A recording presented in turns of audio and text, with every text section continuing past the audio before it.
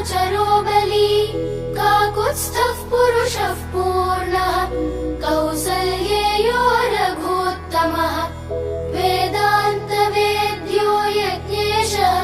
पुराणपुरुषोत्तमः जानकी वल्लभः श्रीमान् अप्रमेय पराक्रमः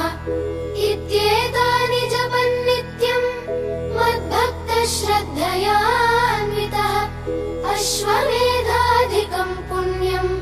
सम्प्राप्नोति न संशयः रामम् दूर्वादलश्यामम् पद्माक्षम् पीतवाससम् स्तुवन्ति नामभिर्दिव्यैः न ते संसारिणो नराः रामम् लक्ष्मणपूर्वजम् रघुवरम् सीतापतिम् सुन्दरम् काकुत्स्थम् करुणावतारम्